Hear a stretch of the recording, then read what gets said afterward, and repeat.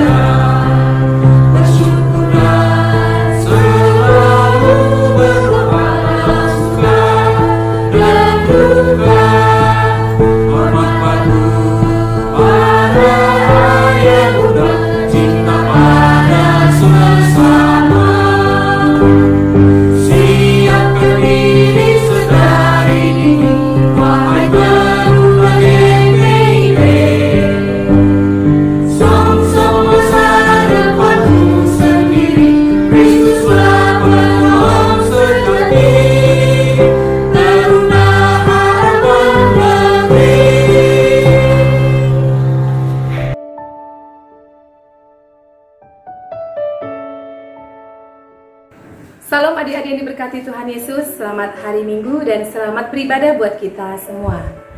Pagi hari ini kita bersyukur karena kita boleh kembali beribadah dalam ibadah Minggu Persekutuan Teruna yang nanti dibawakan oleh Kakak Apriano. Mari adik-adik, sebelum kita mulai ibadah kita persiapkan hati dan pikiran kita bersaat teduh. Saat teduh dimulai. Amin.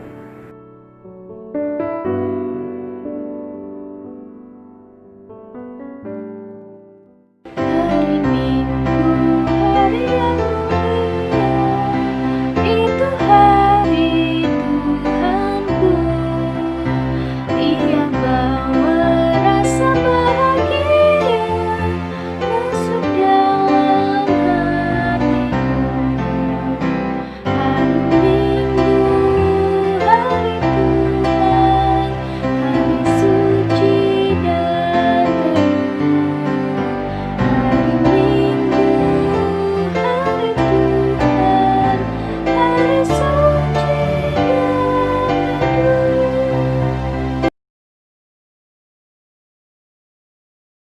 Mari kita bersatu dalam doa. Bapa kami yang bertata di dalam kerajaan surga, puji dan syukur Tuhan Yesus yang baik kami naikkan di pagi hari yang indah ini. Kami boleh bersyukur lagi Tuhan atas berkat Tuhan yang boleh kami rasakan, berkat kesehatan, berkat dan keselamatan yang Tuhan berikan kepada kami. Pagi hari ini Tuhan, kami mau bersyukur lagi atas ibadah yang boleh kami lakukan di pagi hari ini. Berkati Kakak Apriano yang akan memberitakan sebagian daripada firman-Mu, dan juga biarlah ibadah kami ini dari awal pertengahan hingga akhirnya kami mau serahkan hanya ke dalam tangan dan kuasa pengasihan-Mu. Terima kasih Tuhan Yesus yang baik. Dalam nama anak Yesus Kristus kami berdoa dan mengucap syukur. Amin.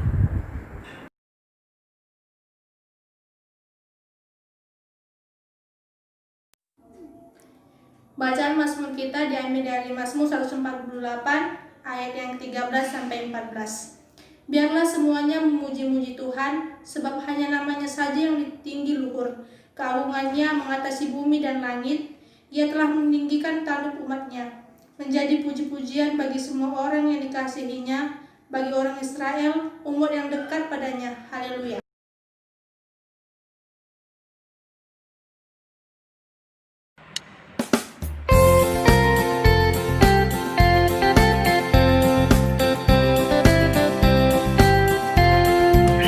Ku diberi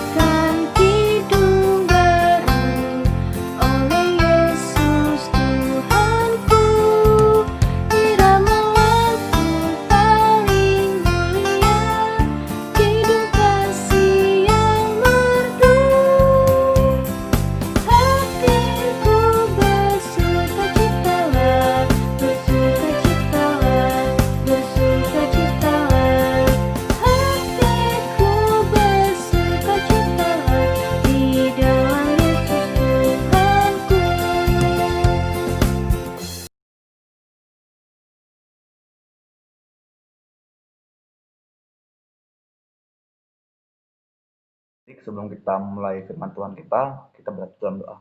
Bapa, terima kasih atas berkat-Mu, di mana Kamu mengizinkan kami untuk beribadah hingga detik ini, Bapa. Sebentar lagi kami akan mendengarkan firman-Mu, urapi dan sertailah kami dalam firman-Mu, sehingga apa yang kami dengarkan dapat kami aplikasikan dalam kehidupan kami sehari-hari. Terima kasih Tuhan Yesus, haleluya, amin. Bacaan Alkitab kita diambil dari Ibrani 11 ayat 1-7. Saksi-saksi iman. Iman adalah dasar dari segala sesuatu yang kita harapkan dan bukti dari segala sesuatu yang tidak kita lihat. Sebab oleh imanlah telah diberikan kesaksian kepada nenek moyang kita.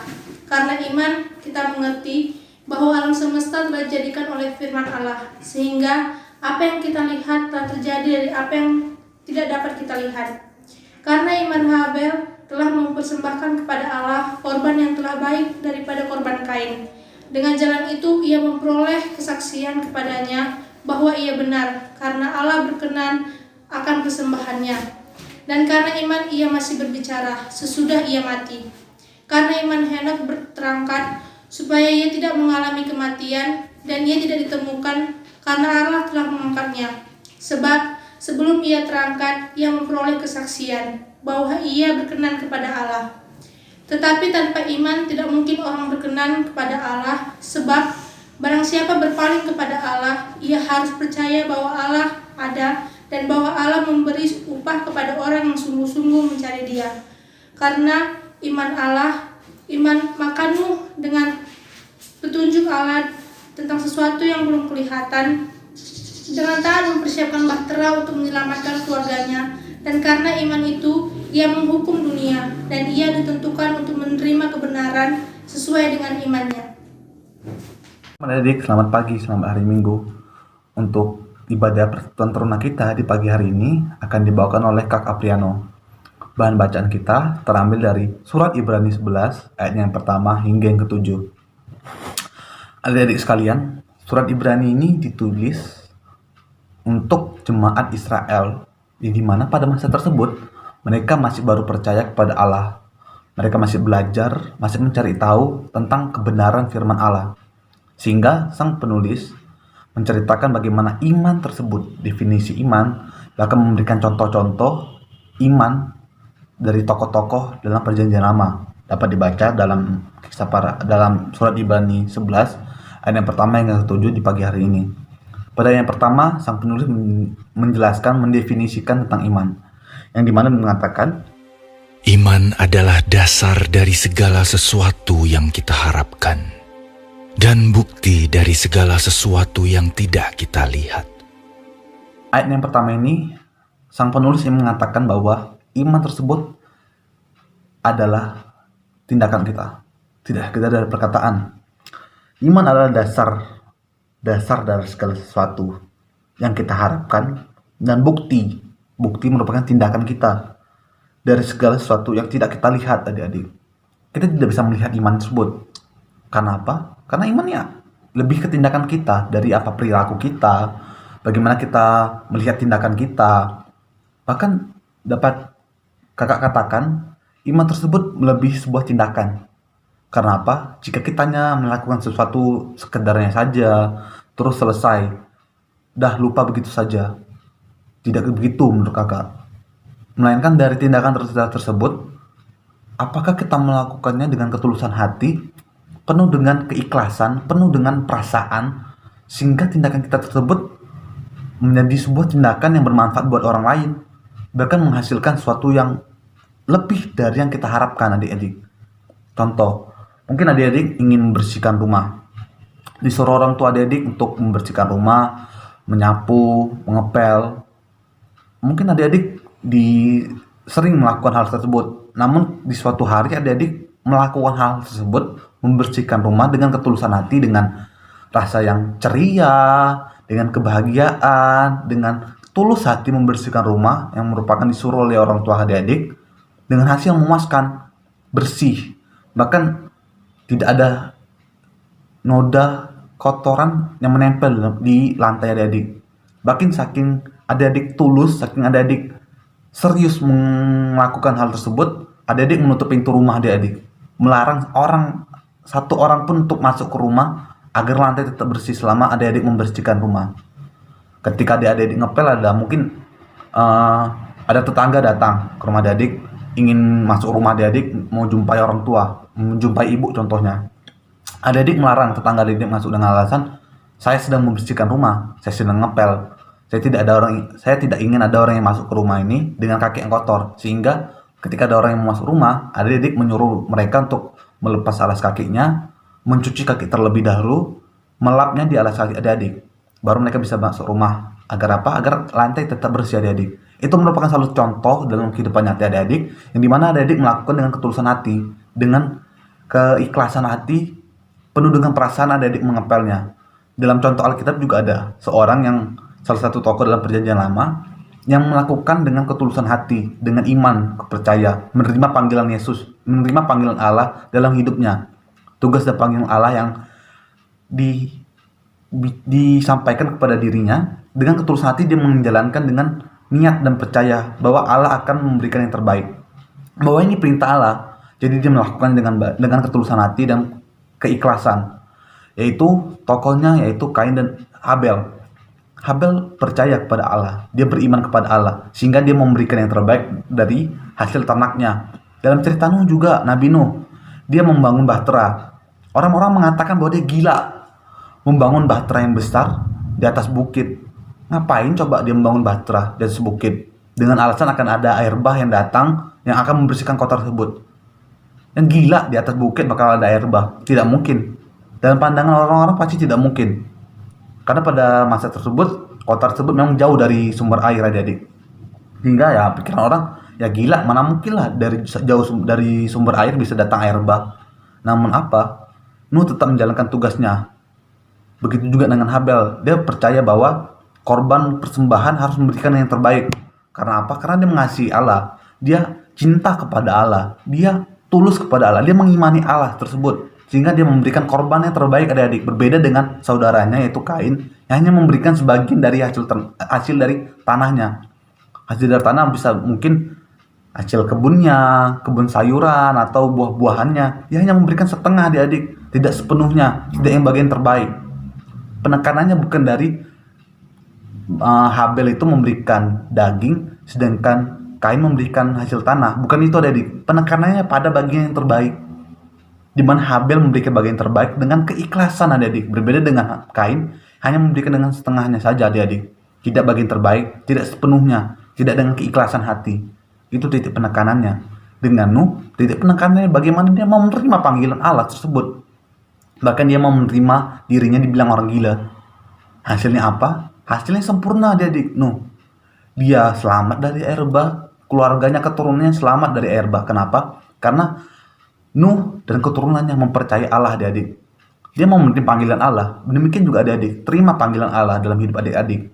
Allah menyuruh adik-adik untuk berbuat baik, untuk bermanfaat bagi sesama adik-adik. Terima panggilan tersebut. Jangan melakukan hal-hal yang sia-sia, hal-hal yang negatif yang merugikan diri adik-adik, merugikan orang tua, membuat orang tua malu, bahkan merugikan juga orang lain. Orang di sekitar adik-adik menjadi rugi karena tindakan adik-adik yang tidak berbuat baik atau melakukan hal-hal yang jahat bahkan. Jangan juga karena adik-adik berpikir bahwa Allah itu baik. Allah itu pasti mengasihi kita, sehingga adik-adik bebas berbuat jahat sedemikian rupa dengan harapan bahwa Allah akan memaafkan tingkah laku adik-adik. Senin sampai Sabtu adik-adik berbuat jahat. Adik-adik menyimpang dari ajaran Tuhan Yesus. Adik-adik menyimpang dari ajaran Allah. Adik-adik tidak menerapkan hukum kasih 10 perintah Tuhan. Adik-adik berbuat seenaknya saja. Ketika hari Minggu adik-adik datang ke gereja dan bertobat. Bukan seperti itu adik-adik. Allah tidak hanya sekedar ada di rumah, gereja, tidak hanya sekedar ada di lingkungan orang tua, namun juga di mana-mana. Allah selalu memantau tingkah laku adik-adik. Iman tidak hanya sekedar perkataan adik-adik, melainkan tindakan nyata adik-adik. Tindakan nyata bukan berarti adik-adik juga suka-sukanya berpikir menggunakan pikiran adik-adik. Allah memberikan karunia adik-adik untuk dapat berpikir, untuk dapat membedakan mana yang baik dan yang jahat. Adik-adik lakukan yang baik, buang yang jahat. Dengan karena Allah mengatakan bahwa Allah akan mengasihi adik-adik, Allah akan melimpahkan berkat kepada adik-adik, adik-adik melakukan sukanya, mencobai Allah. Adik-adik mencuri, pasti kok Allah pasti mengasihiku, Allah pasti akan memaafkanku. Nanti hari Minggu aku datang ke gereja, aku udah mencuri aja dari Senin sampai Sabtu. Minggu bertobat. Demikian selanjutnya. Dalam 10 perintah Tuhan mengatakan bahwa jangan mencuri. Namun adik-adik tetap berpikir bahwa Allah akan mengasihi adik-adik meskipun adik-adik melanggar 10 perintah Tuhan. Tidak begitu adik-adik. Allah tetap akan menghukum adik-adik meskipun adik-adik melakukan kejahatan. Atau bahkan hal yang lebih besar, hal-hal yang lebih mengerikan. Adik-adik balapan di jalan raya. Atau di jalan raya adik-adik naik kendaraan, ngebut, ugal-ugalan sesuka adik-adik dengan alasan bahwa ya elah pasti nanti selamat kok, kan ada Allah, aku mengimani Allah. Suatu ketika adik-adik kecelakaan, adik-adik menyalahkan Allah. Di mana sih Allah? Katanya Allah mengasihiku, tapi kenapa aku kecelakaan? Tidak begitu adik-adik. Allah memberikan kepada adik-adik akal pikiran untuk berpikir mana yang baik untuk diri adik-adik, mana yang buruk untuk diri adik-adik. Lakukanlah hal-hal yang baik untuk diri adik-adik, untuk orang lain. Jangan sekedar untuk kesenangan pribadi, jangan sekedar bahwa adik-adik bilang, aku mengasihi Allah, aku mengimani Allah, Allah ada dalam diriku. Tidak begitu. Namun dari tindakan adik-adik, bagaimana? Apakah selaras dengan perkataan adik-adik? Adik-adik harus juga mengaplikasikan iman tersebut dalam tindakan adik-adik, dalam perbuatan, dalam setiap perkataan adik-adik. Iman tidak hanya dari mulut, melainkan juga tindakan nyata adik-adik. Terapkanlah iman agar dapat bermanfaat untuk diri adik-adik dan juga orang lain. Tidak hanya untuk diriku saja, bahkan untuk orang lain juga. Karena apa yang kita lakukan pasti berdampak buat orang lain adik-adik. Lakukan iman dalam tindakan kehidupan adik-adik untuk seminggu ke depan dan seterusnya adik-adik. Demikian firman Tuhan, kakak harap adik-adik mau menerima panggilan iman adik-adik sebagai seorang Kristen yang percaya kepada Allah. Berbuatlah apa yang Allah inginkan, jauhkanlah hal-hal yang merugikan diri adik-adik. Beriman tidak hanya dari mulut, melainkan tindakan. Amin.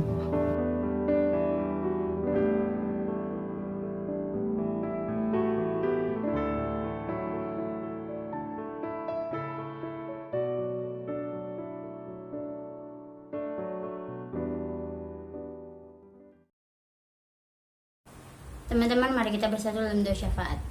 Tuhan Yesus, terima kasih karena pada hari ini kami dapat berkumpul, beribadah walaupun melalui daring.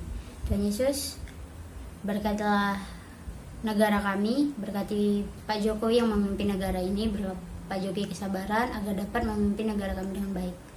Berkati juga gereja kami dan juga gereja-gereja yang lainnya. Terima kasih Tuhan Yesus. Rangkaian doa syafaat kami naikkan Tuhan di pagi hari yang indah ini. Kami boleh bersyukur lagi atas firman-Mu yang boleh kami dengarkan. Biarlah Tuhan, firman-Mu yang kami dengarkan dapat kami lakukan di dalam kehidupan kami hari lepas hari. Khususnya buat adik-adik klien kami Tuhan, di masa remaja mereka. Biarlah mereka dapat melakukan apa yang kami dengarkan melalui firman Tuhan di pagi hari ini. Dan kami juga sebagai kakak layan, kami boleh menjadi contoh Tuhan untuk adik-adik layan dan juga untuk sesama kami. Biarlah Tuhan pelayanan kami serahkan hanya ke dalam tangan kuasa pengasihan-Mu. Kami mau berdoa juga Tuhan buat pembangunan gereja Maduma. Tuhanlah yang memberkati, tangan-tangan Tuhan yang memberkati orang-orang yang memberikan persembahan untuk pembangunan gereja Maduma. Tuhan Yesus yang baik, Tuhan berkati juga Bapak para pendeta kami, khususnya Bapak Pendeta Joni Alexander Lonto. Biarlah Tuhan selalu memberkati pelayanannya, dan juga Tuhan pendeta-pendeta dimanapun berada. Biarlah kami serahkan hanya ke dalam tangan kuasa pengasihan-Mu di dalam pelayanan yang di masa-masa pandemi COVID-19 ini. Tuhan kuatkan, Tuhan berkati, Tuhan berikan kesehatan selalu. Kami juga Tuhan mau berdoa buat orang tua kami, orang tua adik-adik layan kami Tuhan. Kiranya Tuhan memberkati mereka, berkati pekerjaan dan usaha orang tua kami ya Bapa. Terima kasih Tuhan Yesus yang baik. Biarlah Tuhan ibadah kami untuk minggu depan kami mau serahkan hanya ke dalam tangan kuasa pengasihan-Mu. Biarlah Tuhan pokok-pokok doa kami naikkan hanya di dalam nama anak Yesus Kristus yang telah mengajar kami berdoa.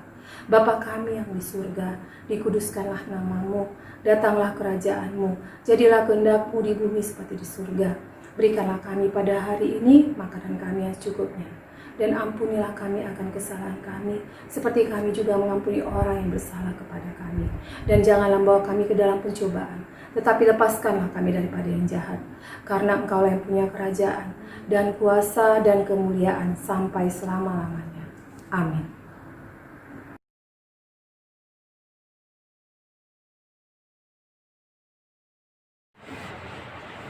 Ingat akan nama Yesus, Kau yang susah dan sabar.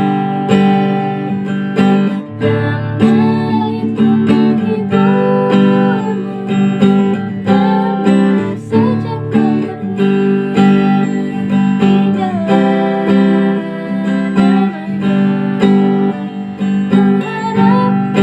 dunia di dalam namanya, hingga surga yang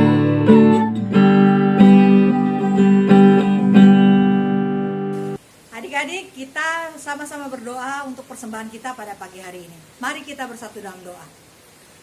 Tuhan Allah Bapa kami yang bertata dalam kerajaan surga, terimalah persembahan syukur kami.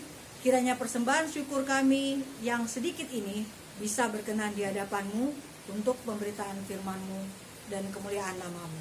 Demi nama anakku Yesus Kristus, kami sudah berdoa dan mengucap syukur kepadamu Bapa di surga. Amin.